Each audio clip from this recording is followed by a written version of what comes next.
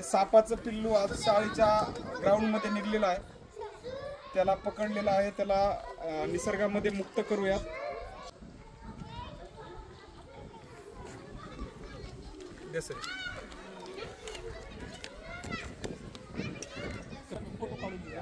लक्षात घ्या, सर्पमित्र असतात त्यांना फोन करायचे, ते त्याला पकडून सोडून देतात. साप मारायचा नसतो.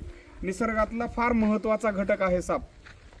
आपली अन्नसाखळी आहे, जैवविविधता ही टिकण्यासाठी साप फार महत्वाचा आहे. आपल्या शाळेतील अंगणामध्ये सापाचं हे पिल्लू निघलं होतं. त्याला आपण सुरक्षितरित्या त्याला पकडलं आहे आणि त्याला आता आपण निसर्गामध्ये सोडून देणार आहोत. मधला आपण विनाकारण मारायचा नसतोय, कळतंय ना?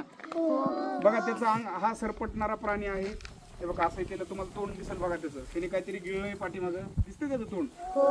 आणि शेपटी आहे बघा त्याची लांब. तेव्हा काही पकडलं त्याने, ते दिसतंय ना? हे बघ तेव्हा वळवळ करतोय बघा. बघा ते. आणि बघा जीप जीप दिसते का तुम्हाला त्याची? हळूच ते जीप काढते बघा. थांबा थोडं. दिसतंय सगळ्यांना?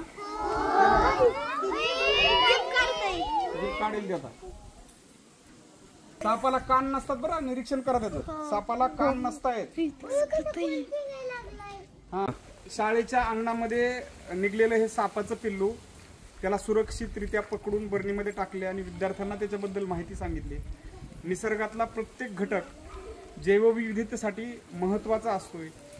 त्यालाही जगण्याचा अधिकार आहे. त्याला न मारता आता त्याला पकडून निसर्गाच्या सानिध्यामध्ये त्याला सोडून द्यायचं आहे.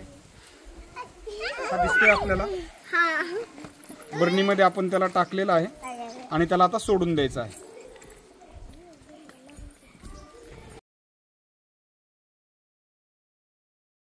या सापाच्या पिल्ल्याला आपण आता सोडून देऊयात. त्याचं निसर्गार्पण करूया.